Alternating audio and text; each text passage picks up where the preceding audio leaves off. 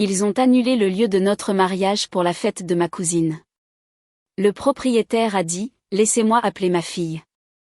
Je m'appelle Violet Morgan. J'ai 28 ans. Nous sommes vraiment désolés, mademoiselle Morgan, mais votre réservation a été annulée. La femme derrière le bureau de Rosewood Hall ne pouvait même pas me regarder dans les yeux. Elle gardait la tête baissée, l'air nerveuse. Annulée. 2 mois avant mon mariage. Je n'ai rien dit pendant un moment. Mon esprit tournait au ralenti. Je la fixais. Le son de la fontaine sophistiquée dans le hall était trop fort. Je ne pouvais pas croire ces mots. Quand j'ai enfin parlé, ma voix était basse. Je lui ai demandé pourquoi. Juste pourquoi. Elle a changé de position. Elle a mis ses mains sous le bureau. Elle a regardé l'arrangement floral coûteux à côté de son ordinateur. Elle a murmuré la raison, la famille Wellington a offert le triple. La fête de fiançailles de leur fille sera organisée ici à la place. J'ai senti ma poitrine se serrer. C'était comme si une bande de métal me serrait les côtes. L'air m'a quitté rapidement. Je n'avais pas besoin de demander qui étaient les Wellington. Je connaissais les Wellington, la famille de ma tante Vivian, la sœur de ma mère, la famille qui s'est toujours crue meilleure que nous, la famille qui s'est crue meilleure que tout le monde. Et la future mariée, ma cousine Chloé, Chloé Wellington, celle qui m'appelait Barbie de magasin à $1. Elle m'a dit ça quand j'avais 16 ans. Je m'en souvenais encore. C'était comme hier. Elle l'a dit parce que mes vêtements n'étaient jamais aussi chers que les siens. Elle l'a dit parce qu'elle savait que ça me ferait mal, et ça me faisait mal. Toujours. Avant de vous raconter comment tout a basculé, aimez et abonnez-vous. Laissez un commentaire d'où vous regardez. Je suis restée là. Je serrais le contrat épais et brillant dans mes mains. Le contrat était signé. Il était payé. J'avais payé la totalité il y a 6 mois. J'avais économisé pendant 2 ans pour cet acompte. J'ai forcé les mots à sortir. Ils tremblaient. C'est illégal. Je n'ai pas crié. Ma voix était calme mais froide. La réceptionniste a tressailli. Elle a hésité.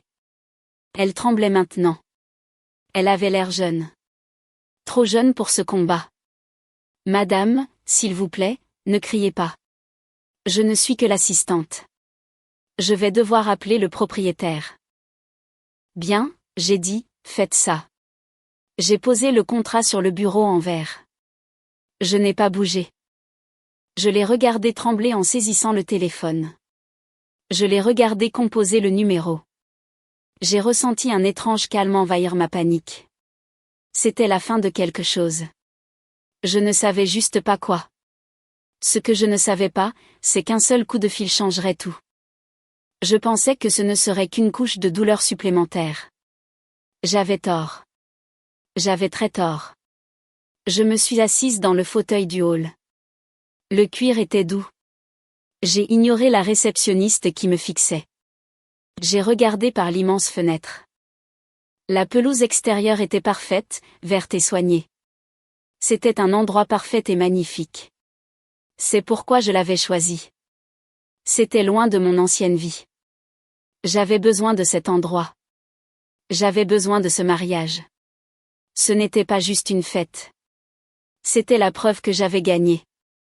La preuve que je pouvais construire quelque chose de réel, quelque chose qu'ils ne pouvaient pas toucher dans mon ancienne vie.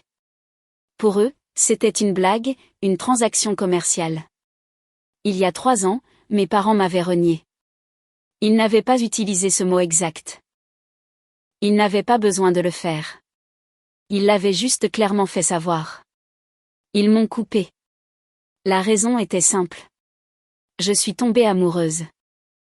Je suis tombée amoureuse d'un homme qu'ils appelaient « en dessous de nous ».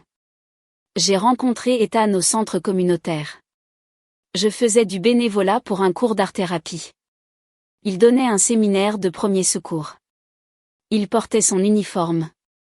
Il était propre et bien repassé. Il avait l'air fatigué mais prêt. Ethan Carter. C'était un ambulancier paramédical. Il travaillait dur. Il était gentil. Il était altruiste. Il courait vers le danger que ma famille fuyait. Il sauvait des gens. Il ne gagnait pas d'argent avec eux.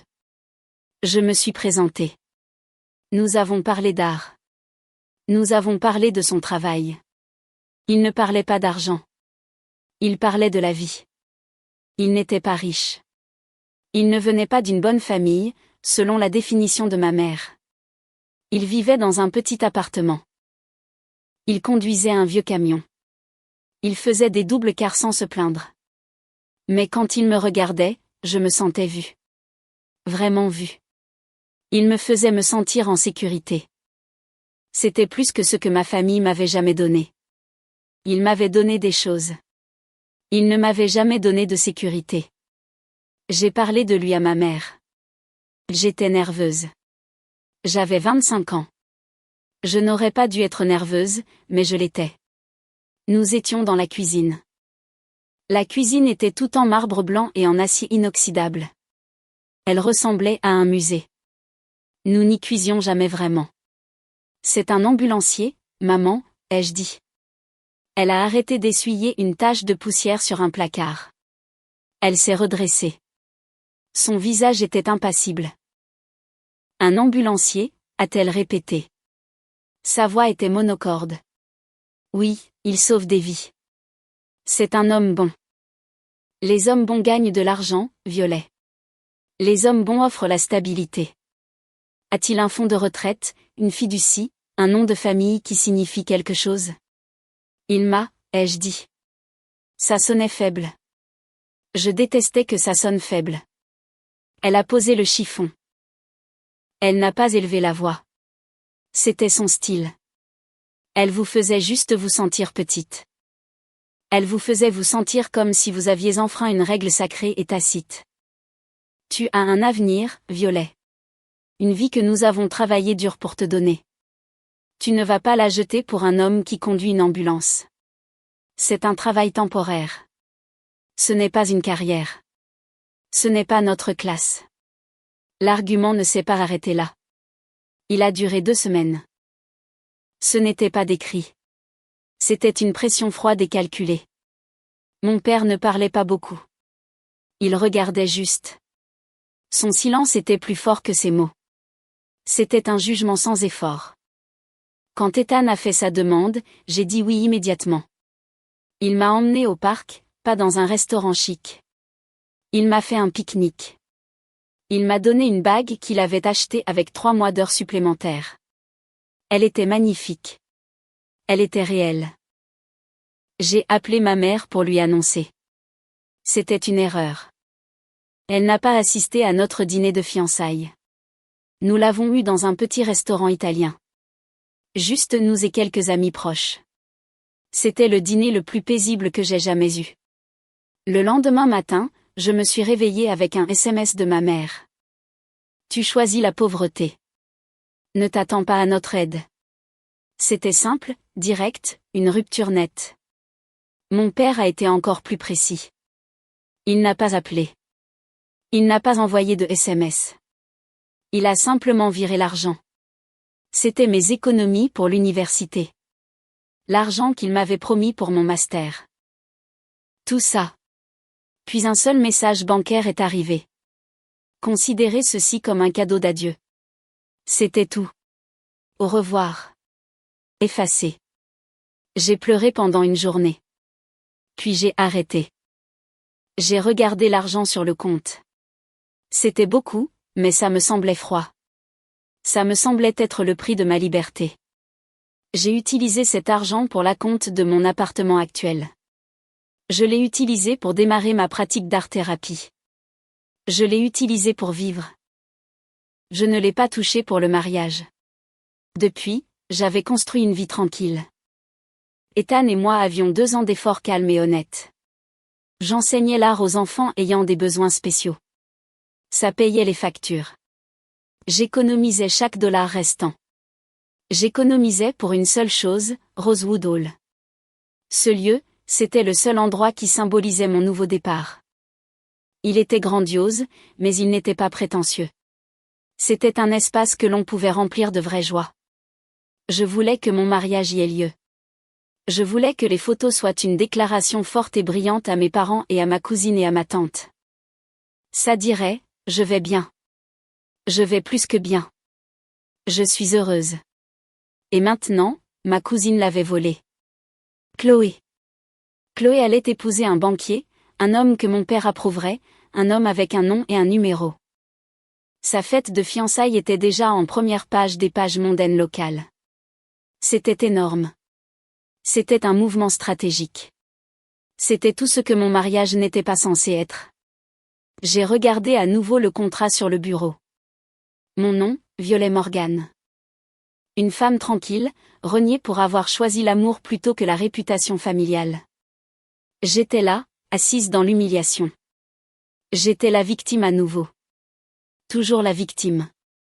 J'étais toujours celle qui perdait face au Wellington. J'ai pensé à Ethan.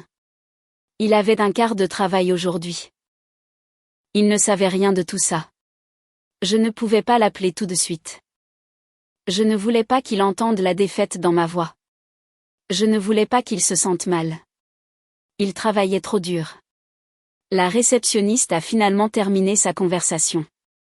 Elle a raccroché. Elle avait l'air encore plus bouleversée. Elle se tordait les mains. La propriétaire est désolée, mademoiselle Morgan, dit-elle, sa voix à peine un murmure.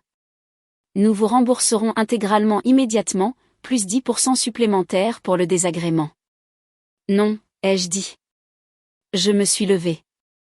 Je l'ai regardé directement. Le contrat est signé. Le lieu est à moi. Vous ne pouvez pas me soudoyer. Ce sont les Wellington, a-t-elle plaidé. Ils ont menacé de procès. Ils ont des amis puissants. Nous ne sommes qu'une entreprise familiale, madame. Nous ne pouvons pas les combattre. Moi, si, ai-je dit. C'était un mensonge. Je me sentais mal.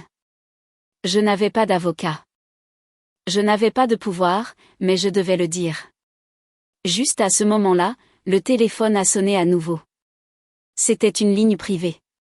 La réceptionniste a regardé l'écran. Elle a froncé les sourcils. C'est le numéro personnel de la propriétaire, dit-elle. Elle a décroché. Rosewood Hall. Oui, madame. Elle a écouté un instant. Puis ses yeux se sont écarquillés. Elle a regardé du téléphone à moi. Son visage était pâle. Elle a couvert le combiné de sa main. Elle s'est penchée vers moi. Elle veut vous parler, mademoiselle Morgan. Tout de suite. La propriétaire, la personne qui avait décidé que mon amour et mon argent comptaient moins que la fête de Chloé. Mon cœur a recommencé à battre la chamade. C'était le moment de la défaite totale et complète. J'ai pris une profonde inspiration. J'ai tendu la main vers le téléphone. J'étais prête pour la dispute. J'étais prête à perdre. Je n'étais pas prête pour l'appel qui allait tout changer. J'ai pris le téléphone de la réceptionniste. Sa main était froide. La mienne tremblait légèrement. J'ai tenu le téléphone serré contre mon oreille. Il me semblait lourd. Bonjour, ai-je dit. Ma voix était tendue. On aurait dit que j'avais un rhume. J'ai essayé de paraître formelle. J'ai essayé de paraître puissante. Une voix de femme est passée. Ce n'était pas la voix nerveuse de la réceptionniste. Cette voix était calme. Elle était forte. Elle était grave. Elle avait de l'autorité. C'est Violet Morgan, ai-je répété plus fort. Vous avez annulé mon lieu sans préavis. J'ai un contrat valide payé en intégralité. La femme à l'autre bout n'a pas présenté d'excuses. Elle n'a pas discuté du contrat. Elle n'a même pas parlé des Wellington. Au lieu de cela, elle a posé une simple question, quel est le nom de votre fiancé? La question m'a arrêté. C'était étrange. Cela n'avait rien à voir avec le droit des contrats. Rien à voir avec l'argent. Pourquoi, ai-je demandé. Je ne voulais pas paraître impolie. J'étais juste confuse. Répondez juste à la question, mademoiselle Morgan, a-t-elle dit. Sa voix était calme. C'était une voix qui s'attendait à être obéie. Son nom est Ethan Carter, ai-je dit. Il y a eu un long silence sur la ligne. Trop long. C'était le genre de silence qui vous faisait vérifier si l'appel n'avait pas été coupé. Le silence s'est étiré. Le seul son était le léger grésillement de la ligne téléphonique. Mon estomac s'est tordu. Les Wellington connaissaient-ils Ethan? S'en était-il pris à lui aussi? Était-ce une nouvelle couche d'humiliation? Puis la femme a parlé à nouveau. Sa voix était différente. Elle était plus douce maintenant. Elle avait un nouveau ton. C'était un ton que je ne pouvais pas identifier. Mademoiselle Morgan, a-t-elle dit, veuillez attendre dans le hall. Ne bougez pas. Ne quittez pas le bâtiment. Je serai là dans 10 minutes. Je suis en route maintenant. La ligne a cliqué, coupé. J'ai posé le téléphone lentement. La réceptionniste me regardait. Sa bouche était légèrement ouverte. Qu'est-ce qu'elle a dit? A murmuré la réceptionniste. Elle a dit qu'elle venait ici, ai-je répondu. Dans 10 minutes. La réceptionniste avait l'air terrifiée. Elle a commencé à ranger les papiers sur son bureau. Elle a agité les sachets de sucre sur le bar à café. Je me suis rassis. Mon cœur battait fort. C'était comme un tambour qui frappait l'intérieur de ma poitrine. Mes jambes étaient engourdies.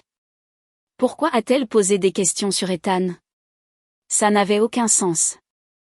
Le connaissait-elle? Peut-être qu'il avait aidé quelqu'un qu'elle connaissait. Peut-être était-elle une amie d'une amie. Mais pourquoi cela la ferait-il venir ici? Pourquoi cela changerait-il quoi que ce soit à mon contrat? J'ai regardé l'horloge au mur. L'aiguille des secondes semblait ramper. 7 minutes. J'ai pensé à Ethan à nouveau. J'ai imaginé son visage. Il sortait d'un quart de nuit. Il serait fatigué, mais il m'appellerait quand même. Il demanderait toujours comment s'était passée ma journée. Il ne me laisserait jamais me sentir seule. C'était le vrai contrat, celui qui comptait. Ma famille avait toujours utilisé les choses comme des armes, l'argent, la réputation, l'approbation silencieuse et froide des autres. Ils les utilisaient pour me contrôler. Ils les utilisaient pour me faire me sentir inutile. Quand ma mère m'a donné l'argent du cadeau d'adieu, j'ai eu l'impression qu'une entreprise avait fermé. L'entreprise d'être leur fille. Je me suis souvenu des cadeaux d'anniversaire annuels de mon père. Ils étaient toujours chers. Une montre de créateur, un billet de première classe quelque part. Mais ils n'étaient jamais personnels. Ils n'étaient jamais ce que je voulais. Ils étaient toujours un rappel de ce qu'ils attendaient de moi, un reflet de leur succès, pas du mien. L'année de mes 21 ans, j'ai demandé un simple appareil photo. Je voulais prendre des photos de la ville. Il m'a acheté une nouvelle voiture de sport à la place. Elle était rouge. Elle était bruyante. C'est ainsi, a-t-il dit en tapant sur le volant, qu'une Morgan voyage, pas en bus, en prenant des photos de mendiants. J'ai conduit cette voiture peut-être 5 fois. Je me sentais malade à chaque fois. Je l'ai vendue. Quand j'ai déménagé, j'ai utilisé l'argent pour payer mes fournitures d'art. J'ai réalisé que je frottais la bague de fiançailles à mon doigt, la bague d'Ethan. Elle était en or simple. Elle avait un petit diamant clair. C'était exactement ce que je voulais. Elle me semblait mienne. 2 minutes. Je me suis levée. Je voulais avoir l'air sereine. Je ne voulais pas ressembler à la pauvre fille désespérée qui avait perdu le lieu de son mariage. J'ai redressé ma veste. J'ai lissé mes cheveux. J'ai pris une profonde inspiration. Les portes vitrées de Rosewood Hall se sont ouvertes en grand. Elles ont fait un doux bruissement professionnel. La femme qui est entrée était exactement comme sa voix l'indiquait, calme, forte. Elle avait la cinquantaine. Elle portait un simple tailleur. Ses cheveux étaient argentés et parfaitement coupés. Elle se tenait avec une puissance tranquille, pas la puissance bruyante et exigeante des Wellington. C'était différent. C'était une autorité acquise. Alors qu'elle entrait dans le hall, tout le monde dans la pièce s'est soudainement redressé. La réceptionniste nerveuse, un concierge poussant un chariot, même un couple visitant la salle de banquet. Ils ont tous arrêté ce qu'ils faisaient. Ils ont reconnu sa présence sans un mot. Elle n'a pas regardé la réceptionniste. Elle a traversé le sol en marbre. Ses yeux étaient fixés sur moi. Ils étaient gentils, mais ils évaluaient. Elle s'est arrêtée juste devant ma chaise.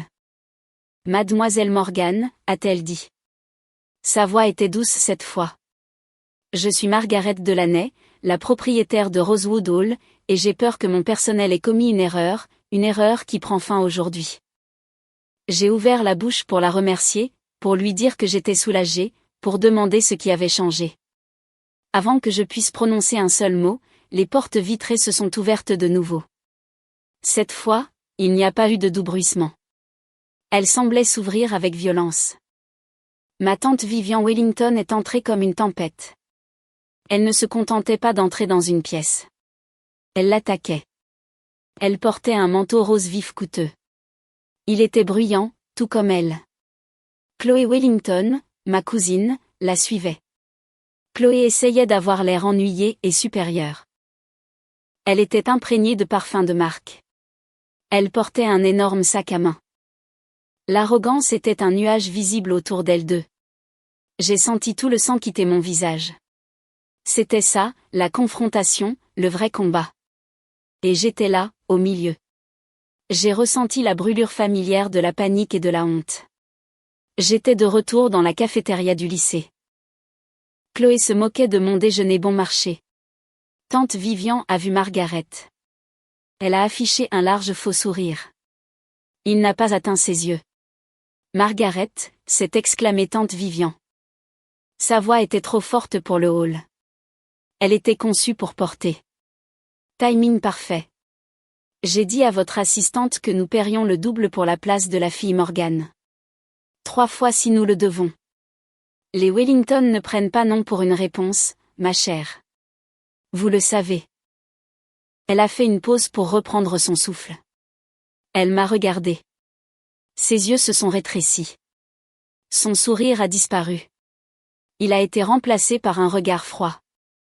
Elle m'a regardé comme si j'étais de la saleté sur sa chaussure. J'ai reculé d'un pas. Je me sentais plus petite que je ne l'étais. J'attendais que Margaret cède. J'attendais qu'elle s'excuse auprès de Vivian. J'attendais que l'argent gagne. Ça gagnait toujours. Margaret n'a pas bougé. Elle n'a pas scié. Elle a juste croisé les bras sur sa poitrine. Elle a regardé tante Vivian. Son expression n'a pas changé. Je suis au courant, a dit Margaret d'une voix égale. Sa voix était calme et douce. Cela a forcé tante Vivian à se pencher légèrement pour l'entendre. Cela a volé le pouvoir de tante Vivian. Puis Margaret a dit la chose la plus choquante que j'ai jamais entendue, c'est pourquoi je ne vous ai pas appelé. Le sourire parfait de tante Vivian a vacillé. L'air dans le hall était épais. Margaret s'est détournée des Wellington. Elle s'est tournée hautement vers moi. Elle m'a regardé dans les yeux. J'ai appelé ma fille. Un instant s'est écoulé. Un très long instant. Le visage de tante Vivian était figé dans la confusion. Chloé regardait son téléphone, puis relevait les yeux, essayant de comprendre l'angle social. J'étais juste stupéfaite. Margaret, la propriétaire, se tenait droite. Elle ne me quittait pas des yeux. C'était comme si un projecteur s'était allumé et que j'étais la seule personne qu'elle pouvait voir. Ma fille arrive maintenant, a déclaré Margaret. C'était un fait, pas une menace, juste une déclaration de vérité. Les portes vitrées se sont ouvertes à nouveau. Une jeune femme est entrée. Elle avait la trentaine. Elle portait des vêtements professionnels, un blazer élégant et un pantalon foncé. Elle tenait un presse-papier à la main. Elle était confiante, posée. Elle était aussi belle d'une manière terrax en grave terre. Elle n'était pas fragile. Elle était forte. Elle s'est approchée de Margaret. Elle a parlé doucement. Maman, a-t-elle dit. Margaret a posé une main douce sur l'épaule de la jeune femme. Elle a regardé de sa fille à moi. Violet, a dit Margaret. Voici ma fille, Savannah. Le nom m'a frappé. Il m'a frappé fort. C'était comme si le nom avait sa propre charge électrique. Savannah. Le nom me semblait familier. C'était un nom que j'avais entendu 100 fois. Un nom qui signifiait protection et force. J'ai fixé la femme. Puis j'ai regardé Margaret, puis de nouveau la femme. Ma bouche était sèche. Savannah Carter. Les murs de verre autour de mon ancienne vie et de ma nouvelle vie se brisaient. Ils tombaient sur le sol. Savannah Carter, la sœur d'Ethan. Mon fiancé avait toujours parlé d'elle avec un tel respect. Il parlait rarement de sa famille. Il n'avait qu'une sœur. Savannah, je me suis souvenu des histoires. Savannah a travaillé 3 emplois pour m'aider à payer ma formation d'ambulancier. 6, elle m'a dit de garder la tête haute. C'est la personne la plus intelligente que je connaisse. Elle m'a dit d'étudier plus dur. Elle a cru en moi quand je pensais que j'allais échouer. Celle qui l'avait aidé à travers les années les plus difficiles. Celle qui avait cru en lui quand ma famille ne croyait qu'en l'argent. Savannah me regardait maintenant. Ses yeux étaient chaleureux. Ils étaient gentils. Ils étaient aussi perçants. Elle a souri faiblement. C'était un sourire sincère. Ce n'était pas une performance sociale. Vous devez être violet, a-t-elle dit. Sa voix était douce. C'était une force différente de celle de sa mère. C'était la force de la conviction. La fiancée d'Ethan. J'ai eu le vertige. La pièce tournait légèrement. C'était trop. L'univers venait de me jouer un tour énorme. J'ai hoché la tête rapidement. J'ai essayé de parler. Les mots se sont coincés dans ma gorge. Il ne m'a jamais dit que vous possédiez cet endroit, ai-je bégayé. C'était la seule chose que je pouvais penser à dire. Le sourire de Savannah s'est légèrement élargi. Il ne se vante pas, a-t-elle dit gentiment. C'est de famille. Cet échange, cette simple conversation en 2 lignes, était trop pour tante Vivian. Le pouvoir silencieux dans la pièce l'étouffait. Son visage devenait rouge. Tante Vivian a laissé échapper un rire aigu et strident. C'était un faux rire. Il était destiné à briser le silence. C'était un son désespéré. Oh, c'est adorable, a-t-elle traîné. Sa voix dégoulinait de venin et de sarcasme. Népotisme et charité réunis. Violet trouve la seule autre famille pauvre de l'État, et maintenant elle pense avoir un avantage. Elle a regardé Margaret, sa voix a changé pour un ton autoritaire. Margaret, soyez raisonnable.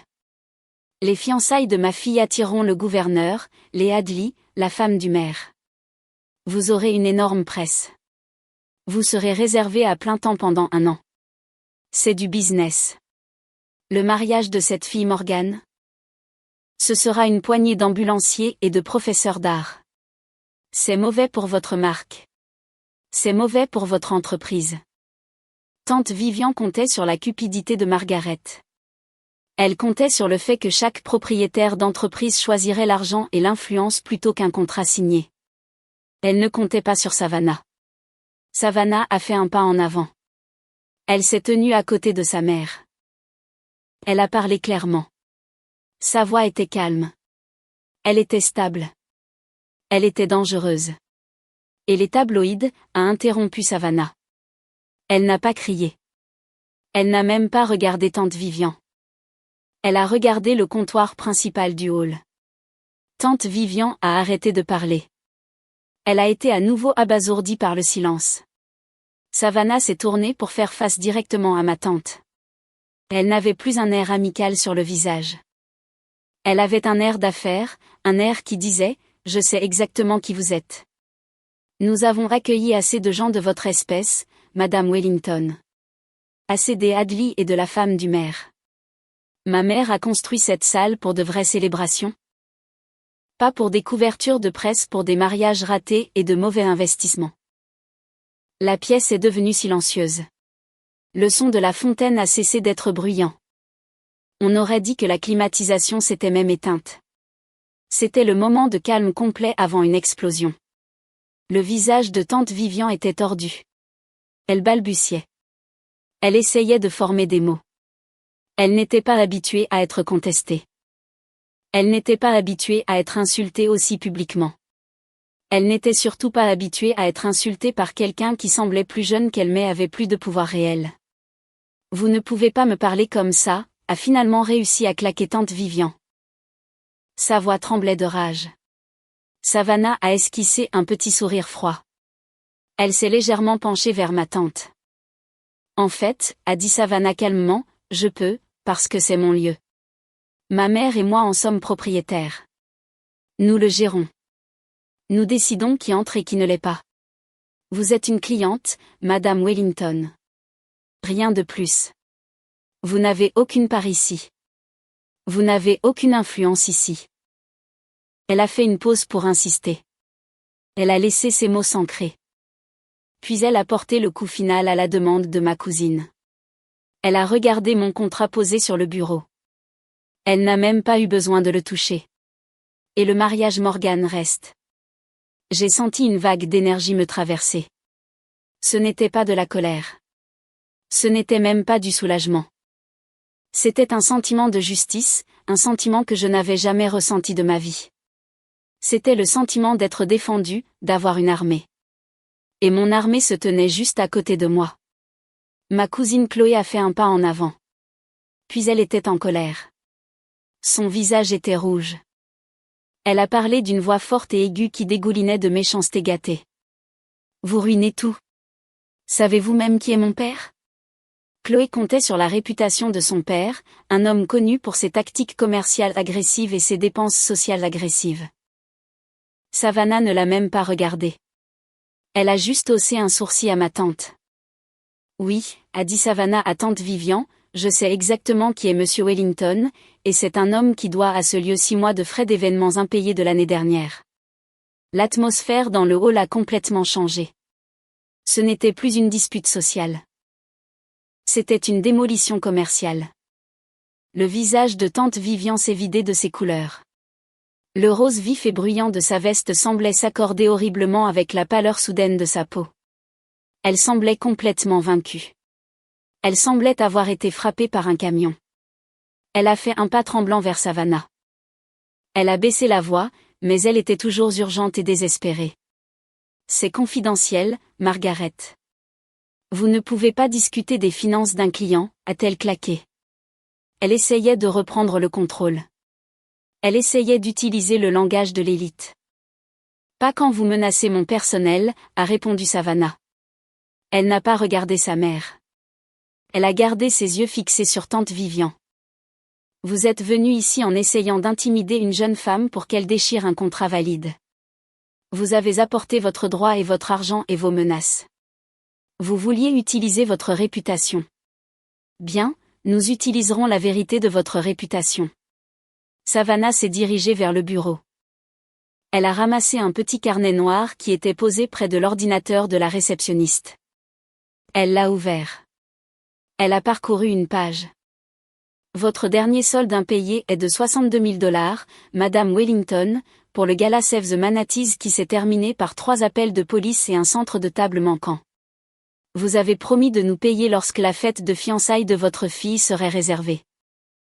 Tante Vivian secouait lentement la tête. C'était un mouvement frénétique de déni. Non, non, c'est une erreur. Nous avons payé la moitié. Nous avions un arrangement.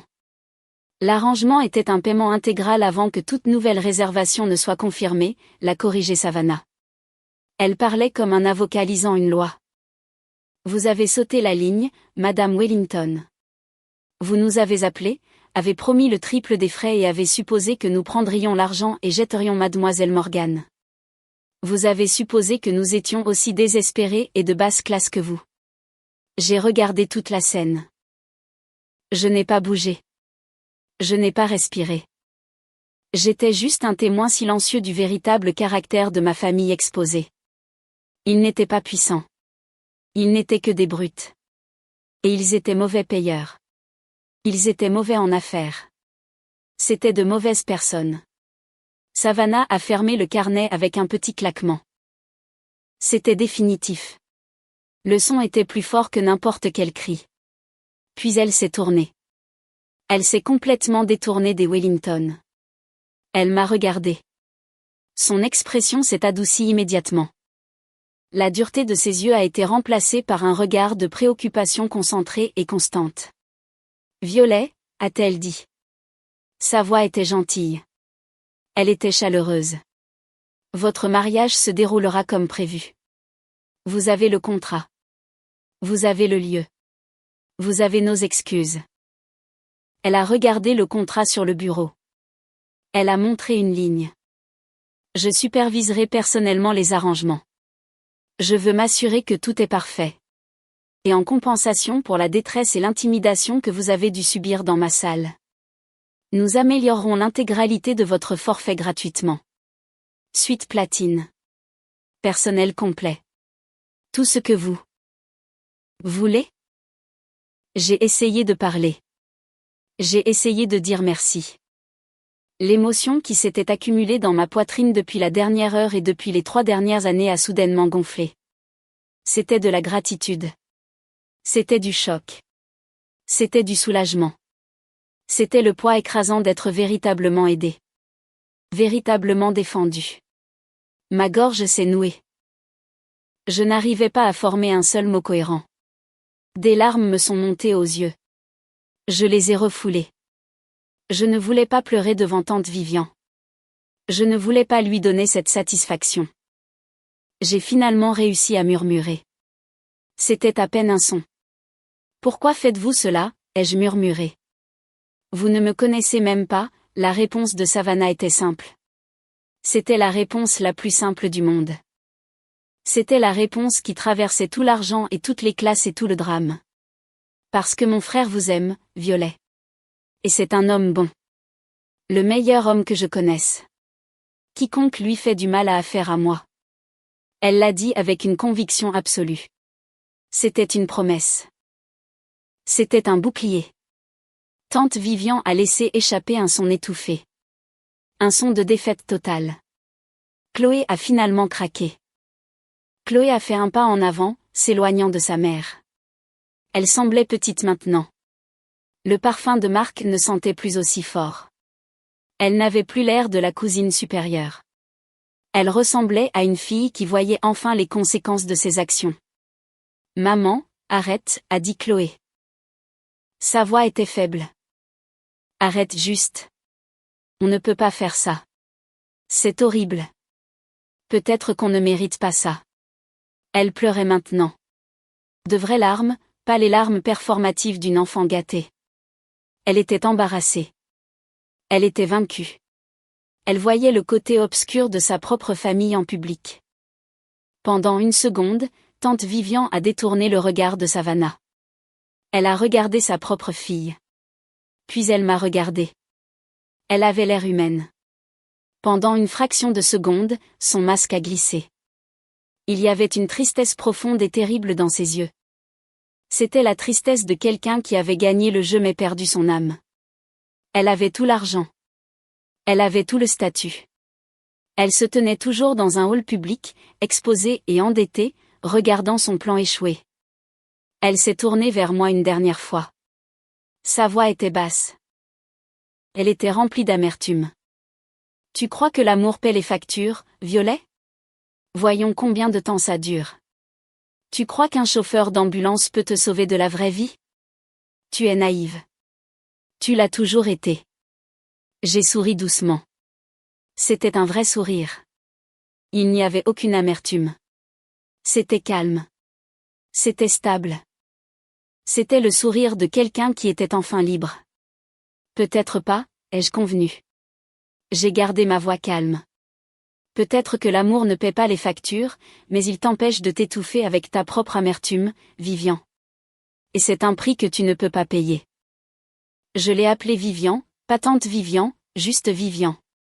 C'était une autre petite rupture, une autre victoire tranquille. Je ne lui devais pas le respect d'un titre. Elle n'a pas dit un autre mot. Elle a attrapé le bras de Chloé. Le manteau rose coûteux était soudain un symbole de son échec. Elle est sortie de Rosewood Hall. Les portes vitrées se sont refermées derrière elle. Il y a eu le silence. La bataille était terminée. Savannah les a regardés partir. Puis elle s'est tournée vers moi. Elle souriait d'un grand sourire sincère maintenant. Il atteignait ses yeux. C'était bien, Violet, a-t-elle dit. Très bien. J'ai senti la tension quitter mon corps d'un coup. Mes genoux se sont affaiblis. Je suis juste restée là. La réceptionniste me regardait comme si j'étais une super-héroïne. Je n'étais pas une super-héroïne. J'étais juste une fille qui avait été défendue. Margaret s'est approchée et m'a passé son bras autour de l'épaule. C'était un poids réconfortant. C'était le sentiment d'un câlin maternel. Un sentiment que je n'avais pas vraiment eu depuis des années. Nous sommes tellement désolés, ma chère, a dit Margaret. Nous allons arranger ça. Je me suis enfin laissée pleurer. Pas de grands sanglots, juste des larmes calmes et régulières. Je suis juste restée là, me permettant d'être tenue. J'avais passé 3 ans à être forte. Maintenant, je pouvais enfin juste être en sécurité. Je n'étais pas du tout impuissante. Mon pouvoir était l'amour calme et bon que j'avais choisi. Et cet amour avait une sœur aînée qui dirigeait une entreprise très prospère. Savannah est retournée au bureau. Elle a pris une profonde inspiration. Elle avait une nouvelle énergie. La bataille était terminée. Le travail commençait. Allons te donner cette amélioration, Violet, a-t-elle dit. Et faisons de ce mariage le meilleur que cette salle ait jamais vu. Elle avait gagné le combat pour moi. Mais j'avais gagné le plus grand prix. J'avais trouvé ma vraie famille, celle que j'avais choisie, celle qui m'avait choisi en retour. La pièce était toujours silencieuse après le départ de tante Vivian et Chloé. J'entendais encore le bruit lointain des talons coûteux de Vivian qui claquaient rapidement sur le parking extérieur. Margaret Delaney, la propriétaire, tenait toujours mon épaule. C'était solide. C'était réel. Savannah, ma future belle-sœur, a remis le carnet noir sur le bureau. Elle a regardé la jeune réceptionniste qui se tenait là, les larmes aux yeux.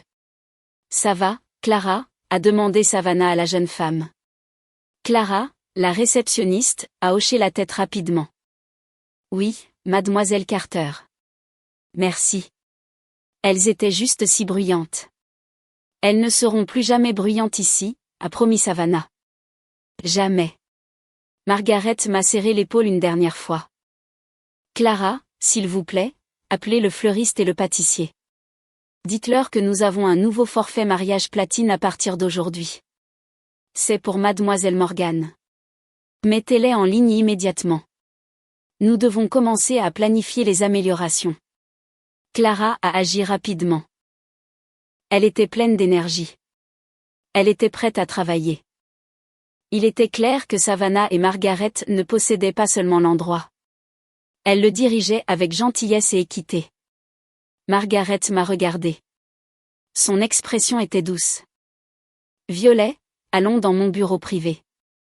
Vous avez besoin de calme et d'une bonne tasse de café. Savannah et moi devons parler de logistique. » Nous avons marché le long d'un long couloir calme. Le bureau n'était pas excessivement décoré. Il était chaleureux. Il y avait des livres et des œuvres d'art sur les murs. On se sentait comme à la maison, pas dans une salle de conférence. Je me suis assise sur un canapé en cuir souple. Toute la situation semblait surréaliste. Il y a 10 minutes, je faisais face à une humiliation totale. Je perdais la seule chose qui symbolisait mon indépendance et mon bonheur. Maintenant, ma belle-sœur me proposait une amélioration. La famille qui m'avait renié était tombée à plat. Margaret m'a apporté du café. Il était fort et chaud. J'ai serré la tasse. Mes mains étaient enfin stables. « Je suis désolée que vous ayez dû faire face à cela, Violet, » a dit Margaret, assise en face de moi. « J'y suis habituée, ai-je dit simplement. Je ne voulais pas paraître dramatique. C'était juste la vérité. Ils gagnaient toujours. Ils obtenaient toujours ce qu'ils voulaient. J'étais toujours celle qui était facile à sacrifier. » Savannah a rapproché une chaise. Elle s'est penchée en avant. Son regard d'affaire avait disparu. Elle avait l'air préoccupée, comme une amie. « Parlez-moi de la famille d'Ethan, » ai-je dit, en regardant Savannah. « Il ne parle jamais de l'argent de sa famille. Il ne parle que de vous et des moments difficiles. » Savannah a hoché la tête. Nous avons eu des moments difficiles. Très difficiles. Mon père est parti quand nous étions enfants. Maman a construit cet endroit brique par brique. Elle a commencé petit. Elle a fait des traiteurs pour des fêtes. Puis elle a économisé assez pour acheter ce terrain. Elle travaillait 18 heures par jour. Margaret a souri un peu. Elle exagère. Ce n'était que 16 heures par jour. Elles ont ri. C'était un son léger et honnête. Savannah a continué. Ethan a toujours été le plus sensible. Il voyait maman lutter. Il me voyait lutter. Il savait qu'il devait aider. Il est devenu ambulancier parce qu'il aime aider. Il ne se soucie pas du salaire. Il se soucie du travail. C'est un homme bon, 6. Il s'inquiète trop, surtout pour vous. Il s'inquiète que je sois toujours blessée par ma famille, ai-je admis. L'êtes-vous, a demandé Savannah directement. J'y ai réfléchi. J'ai bu une gorgée de café. Pas blessée par eux et ni mort. Juste blessée pour eux. Ils ont tout. Les maisons, les vêtements, la réputation, mais ils sont misérables. Ils sont vides et ils sont méchants. Je leur ai parlé de l'argent de l'université, du cadeau d'adieu. Je leur ai parlé du SMS froid de ma mère. J'ai gardé le langage direct. Je n'avais pas besoin d'utiliser de grands mots pour expliquer la douleur. Elle a dit que je choisissais la pauvreté, que je ne devais pas m'attendre à leur aide. Margaret a secoué lentement la tête. Ce n'est pas une mère, ma chère. C'est une actionnaire. Elle investissait dans un certain type de fille. Quand vous ne lui avez pas donné le retour attendu, elle a encaissé. C'était l'explication la plus vraie et la plus simple que j'ai jamais entendue. Savannah a ramassé mon contrat. Elle a regardé ma signature soignée. Nous n'allons pas les laisser gagner, Violet. Ce mariage va être parfait. Pas seulement parce que vous le méritez, mais parce que votre choix mérite d'être célébré. Votre choix d'un homme bon. Votre choix d'une bonne vie. Elle a traversé la table et m'a touché la main. Ethan est ma famille. Vous l'épousez. Cela signifie que vous êtes ma famille aussi. Et dans cette famille, nous nous protégeons. Nous payons nos dettes. Nous ne devons d'argent à personne, et nous ne laissons personne nous intimider. Le contraste avec les Wellington était frappant. Ma famille m'avait renié pour avoir choisi l'amour. La famille d'Ethan me défendait pour avoir choisi l'amour. Savannah a commencé à examiner le contrat. Elle a sorti une feuille de papier vierge. Nous augmentons votre budget floral de $2000, a-t-elle annoncé. Nous ajoutons un repas de 5 plats au lieu des 3 que vous avez choisis. Et nous ajoutons le quatuor à cordes gratuitement. Je me suis sentie à nouveau dépassée, mais de manière positive. Savannah, je ne peux pas accepter tout ça. C'est trop. Ce n'est pas trop, a fermement interjecté Margaret. C'est une compensation pour la détresse émotionnelle. C'est un merci d'avoir choisi un homme bon, et c'est un avertissement aux gens comme Vivian. Ils doivent savoir que les bonnes personnes ont aussi du pouvoir. Savannah m'a regardée. Sérieuse. Voici le tournant, 6. Vous ne leur devez rien. Ni votre temps, ni votre colère, et certainement pas votre tristesse. Ils veulent que vous soyez malheureuse. Ne le soyez pas. Soyez heureuse. C'est la revanche ultime. Elle a sorti son ordinateur portable. Elle a ouvert une feuille de calcul. Elle travaillait déjà. Sa concentration était totale.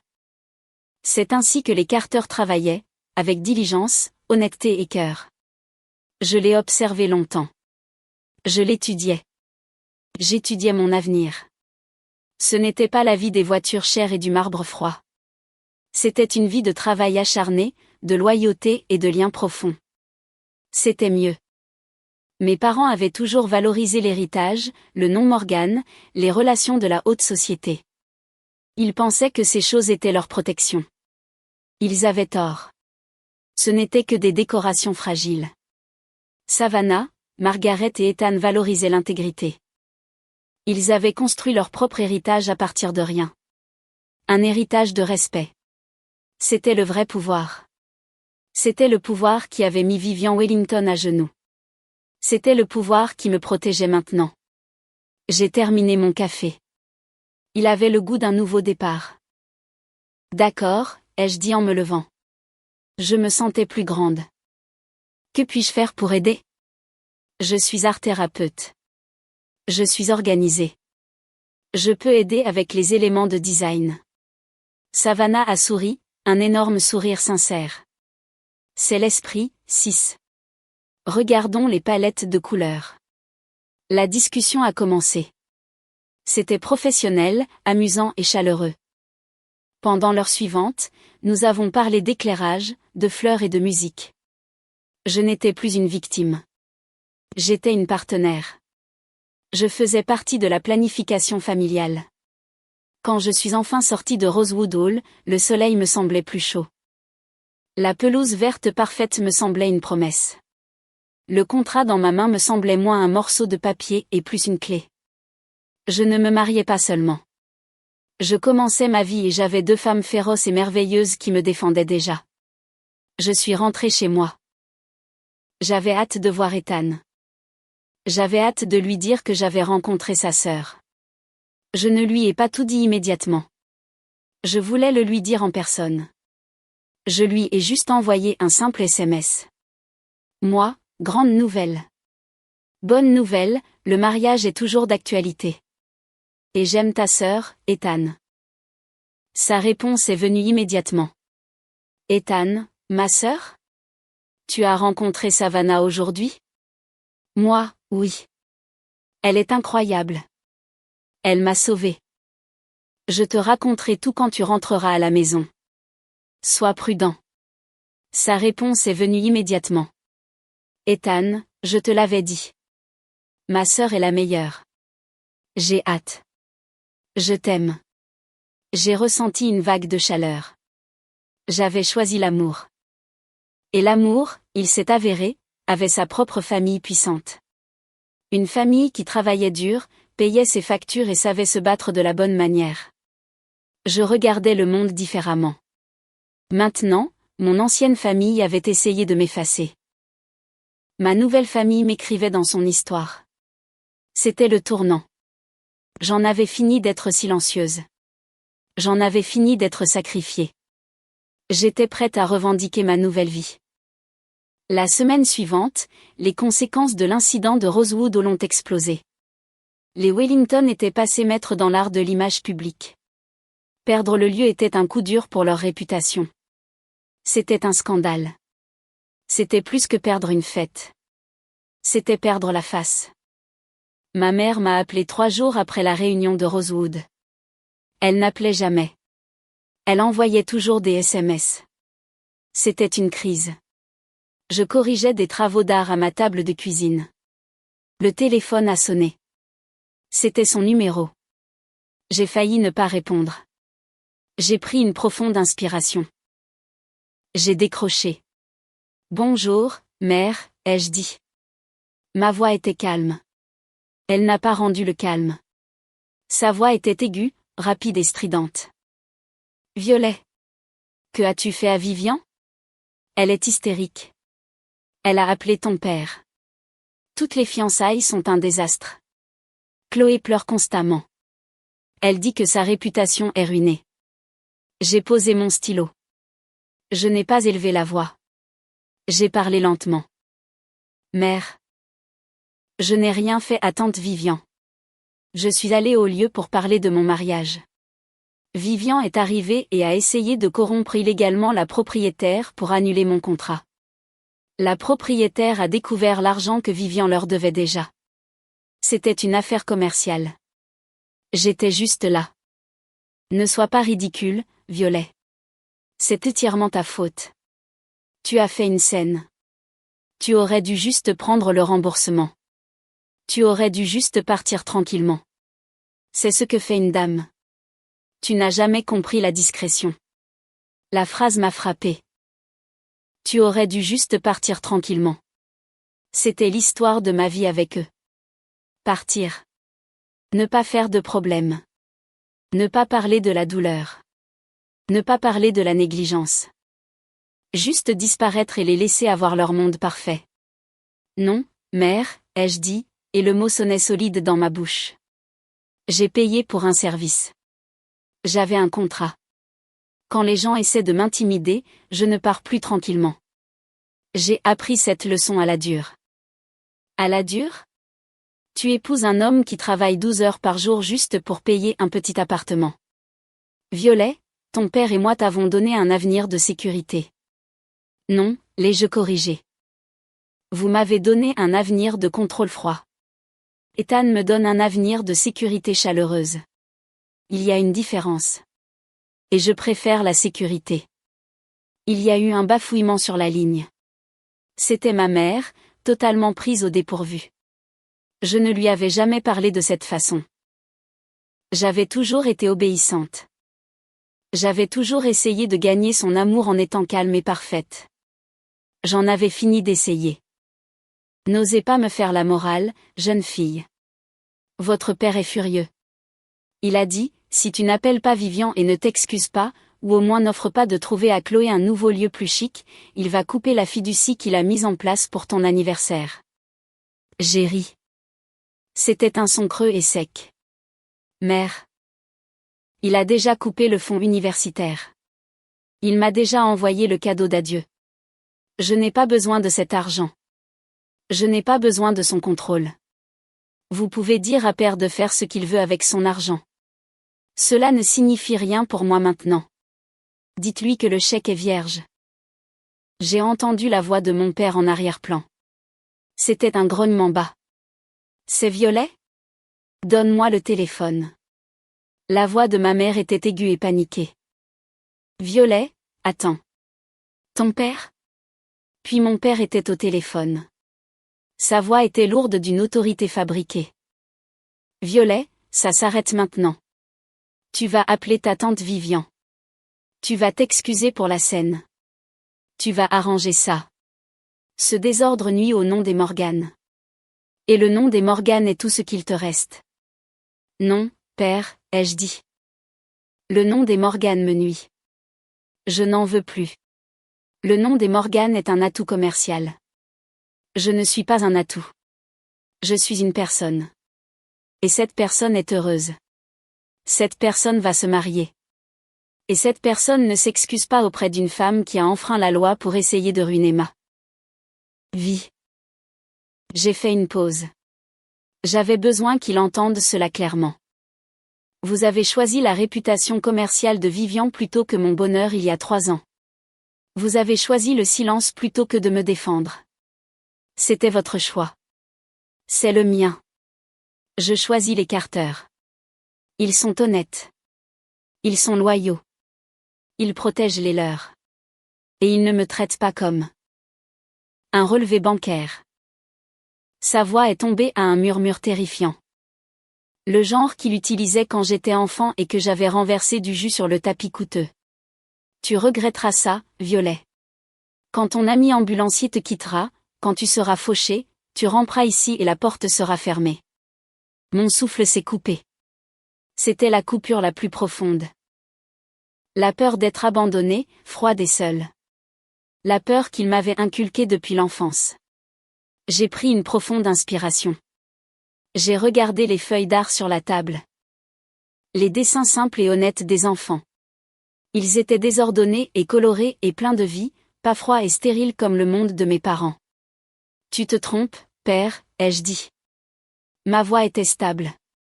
Elle ne tremblait pas.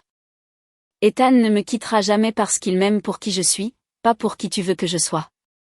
Et je ne ramperai jamais parce que je suis déjà libre. Au revoir, père. J'ai raccroché le téléphone. Je n'ai pas attendu de réponse.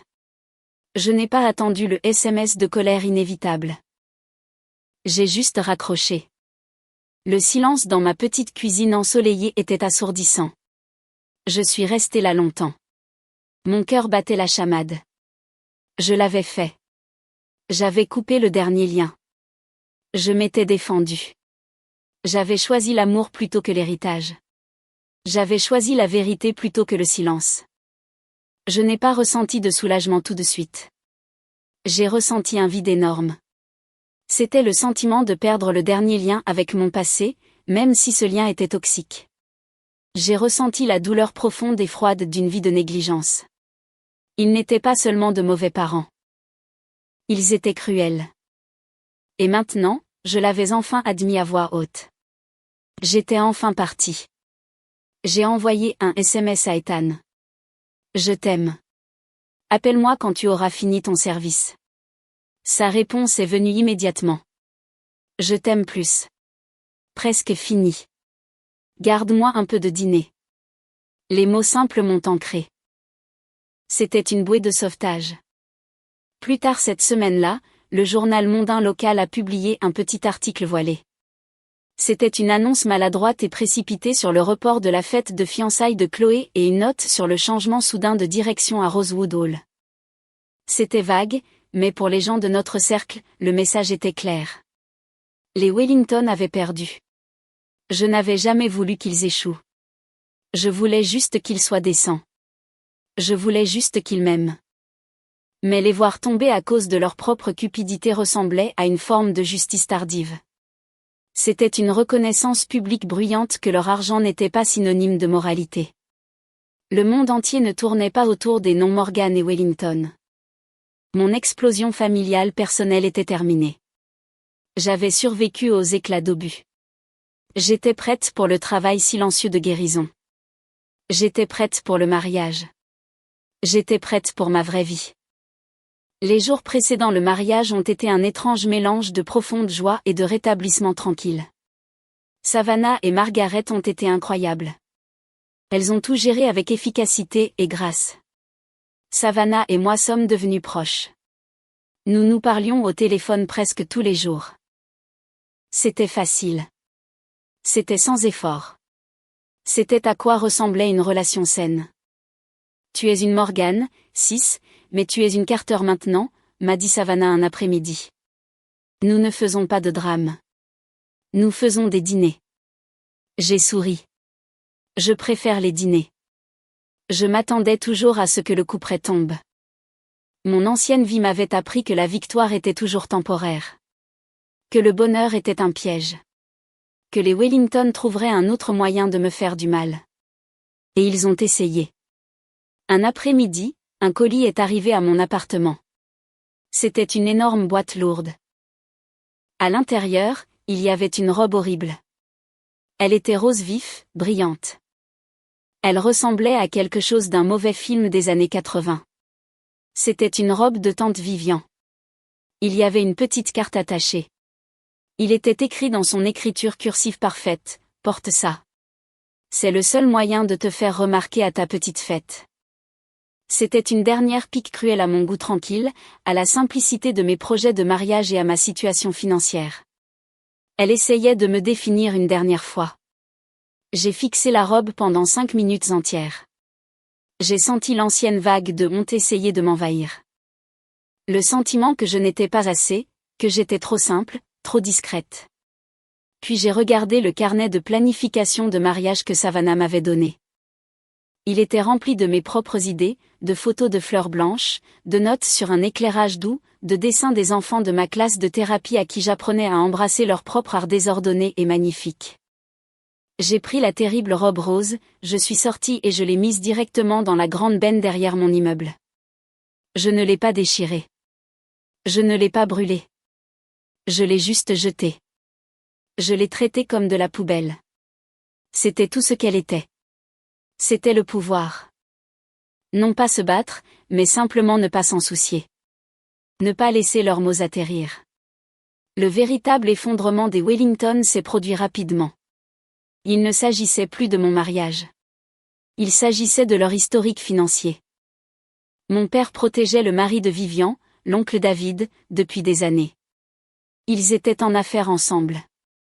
David était connu pour ses transactions agressives, mais aussi pour ses coupes sombres et l'accumulation de dettes. L'incident de Rosewood Hall a été la fissure dans le barrage. Savannah et Margaret détenaient cette dette sur la tête de David, attendant poliment qu'il paie. Lorsque Vivian m'a attaqué, Savannah a divulgué l'information. Elle ne l'a pas fait fuiter à la presse. Elle a envoyé un email discret et professionnel à 3 personnes clés du conseil des événements de la ville et à 2 des créanciers de David, énonçant simplement les faits concernant la facture impayée et l'intimidation publique. C'était suffisant. La semaine suivante, la principale transaction d'investissement de l'oncle David s'est effondrée. Les journaux locaux ont soudainement eu beaucoup à dire sur les pratiques financières douteuses de la famille Wellington et leur crédit surendetté. L'homme que Chloé devait épouser, le banquier, s'est retiré des fiançailles. Il a appelé Chloé, non pas parce qu'il l'aimait, mais parce que la dette de sa famille était désormais son risque. Ma mère a rappelé. Cette fois, elle n'était pas en colère. Elle était terrifiée. Violet, ton père, il perd tout. La pression est trop forte. Il est malade. Il va perdre le yacht. Il vend la maison d'été. Sa voix était rauque. Je suis désolée, mère, ai-je dit, et j'étais vraiment désolée pour leur douleur. Mais je n'en étais pas responsable. Tu dois appeler Savannah. Tu dois lui demander d'arrêter. Elle t'écoute maintenant. Dis-lui que tu pardonnes à Vivian. Dis-lui que tu as besoin qu'ils arrêtent les dégâts. Mère, je n'ai aucun pouvoir sur les décisions commerciales de Savannah, ai-je dit honnêtement. Elle recouvre une dette qui lui était due. C'est du business. Ça n'a rien à voir avec moi. Ça a tout à voir avec toi. Si tu avais juste été silencieuse, si tu avais juste épousé l'homme que nous voulions, rien de tout cela ne se serait produit. C'était la même boucle, le même chantage émotionnel, la même tentative de faire de moi la source de tout leur malheur. J'ai pris une lente et profonde inspiration. Mère. Mes choix n'ont pas fait que David Wellington ait contracté 62 000 $ de dette avec Rosewood Hall. Mes choix n'ont pas fait que père couvre les mauvaises affaires de son partenaire. Vous êtes tous responsables de vos propres vies et je suis responsable de la mienne. Je choisis la paix. Je choisis le bonheur. Je savais que je n'obtiendrais jamais les excuses que je méritais. Je n'obtiendrai jamais la validation. Je n'obtiendrai que le blâme. Je ne peux pas vous aider, mère, ai-je dit. Je vous souhaite le meilleur, mais je ne peux pas vous aider. J'ai raccroché. C'était la dernière fois que je parlais à ma mère. L'effondrement des Wellington était définitif. Ils ont perdu le lieu. Ils ont perdu l'argent. Ils ont perdu le statut. C'était une dure leçon apprise publiquement. Je ne l'ai pas célébrée. Je n'ai pas applaudi. J'ai juste ressenti un vide tranquille. Ils avaient choisi l'argent et le statut avant tout. Et à la fin, ces choses les avaient trahis. J'avais choisi l'amour et l'honnêteté, et ces choses m'avaient donné une nouvelle famille et une nouvelle défense. J'ai ramené mon attention sur le mariage. Je me suis concentrée sur les bonnes choses tangibles. L'odeur des échantillons de roses. Les invitations parfaites et simples que nous avons renvoyées. Le son du rire d'Ethan quand je lui ai raconté l'absurde robe rose. Le monde était enfin calme. La famille Morgan était en morceaux. Mais la famille Carter Morgan était en construction, forte et vraie. La victimisation était terminée. La guérison avait commencé. Les préparatifs du mariage sont devenus ma thérapie. Chaque décision que je prenais était un acte silencieux de défi contre mon passé. Chaque choix était un pas vers mon avenir. J'ai choisi des roses blanches simples et classiques. Ma mère aurait insisté sur quelque chose de spectaculaire et de rare, importé d'un autre continent. J'ai choisi les roses blanches parce qu'elles étaient paisibles. Elles sentaient le propre. Je n'ai invité personne de mon ancienne vie. Pas de famille éloignée. Pas de gens qui connaissaient mes parents. Ce n'était pas une performance pour leur approbation. C'était une alliance entre Ethan et moi. J'ai fait une petite liste d'invités. Les amis d'Ethan de la caserne, les parents de mes élèves qui étaient devenus mes amis, Savannah, Margaret et leurs familles proches. C'était un rassemblement de personnes qui m'avaient vu, vraiment vu, et m'avaient aimé pour cela. Savannah était implacable dans ses attentions. Elle ne m'a pas seulement offert une amélioration. Elle m'a donné de son temps. Elle m'a emmené faire du shopping pour la robe, non pas dans les boutiques chères que ma mère aurait préférées. Nous sommes allés chez une petite couturière locale. J'ai trouvé une robe simple en dentelle. Elle était élégante. Elle me ressemblait. Quand je l'ai mise, je me suis regardée dans le miroir. Je n'ai pas vu Barbie du magasin à $1. J'ai vu Violet Morgan. Une femme heureuse. Une femme aimée. Savannah a pleuré quand je l'ai trouvée. Des larmes de joie. Pas des larmes sociales. Tu es magnifique, Sis, a-t-elle dit en essuyant son œil. Ethan va devenir fou. C'était la virée shopping la plus facile et la plus joyeuse de ma vie. Il n'y avait pas de pression, pas de jugement, juste un bonheur tranquille et sincère. La vraie guérison, j'ai réalisé, ne se produisait pas dans le cabinet d'un thérapeute, mais dans les petits moments quotidiens de gentillesse. C'était dans la façon dont Margaret Delaney insistait pour m'aider à choisir la saveur parfaite du gâteau. C'était dans la façon dont le cousin d'Ethan a proposé de construire une belle arche en bois pour la cérémonie. J'apprenais ce que signifiait faire partie d'une famille saine. Une famille saine n'utilise pas l'amour comme levier. Mes parents ne me donnaient des choses que pour me contrôler. Ils ne demandaient jamais ce dont j'avais besoin. Ils me disaient seulement ce qu'ils voulaient. Une famille saine vous défend. Savannah n'a pas hésité. Elle m'a vu souffrir et elle a agi. Elle ne se souciait pas de l'argent ou du statut de ma famille. Elle se souciait du bonheur de son frère et, par extension, du mien. Une famille saine embrasse vos choix. Ethan ne m'a jamais demandé de changer. Il m'a seulement demandé d'être heureuse. Sa famille a fait de même. Un soir, environ un mois avant le mariage, Ethan et moi emballions des cartons pour notre déménagement dans un appartement plus grand. Nous étions assis par terre, entourés de ses vieux manuels et de mes fournitures d'art. J'ai ramassé une photo. C'était une photo d'une jeune Savannah et d'Ethan. Ils se tenaient devant un petit bâtiment un peu délabré. C'était la première cuisine de traiteur que Margaret avait possédée. Ils avaient l'air fatigués, mais ils souriaient tous deux avec ferveur.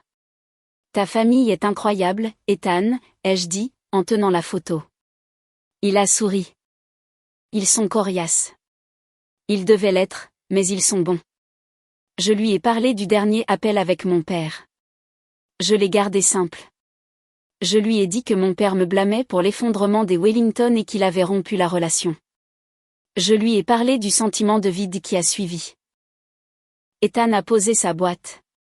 Il est venu s'asseoir juste à côté de moi. Il m'a pris la main.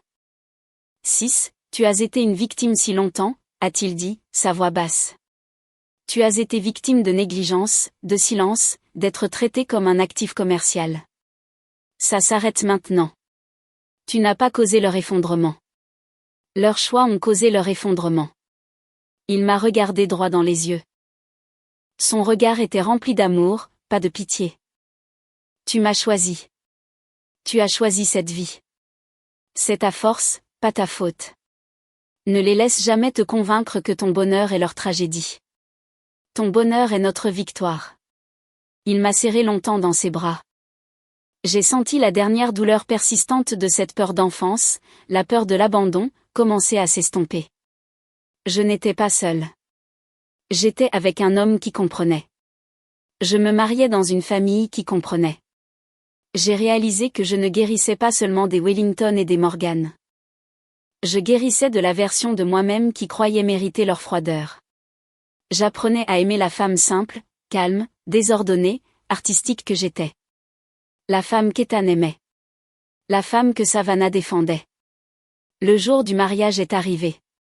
Il était parfait. Le temps était lumineux. Les roses blanches étaient magnifiques. Rosewood Hall, sous la direction de Margaret et Savannah, était splendide. C'était élégant, mais cela semblait chaleureux.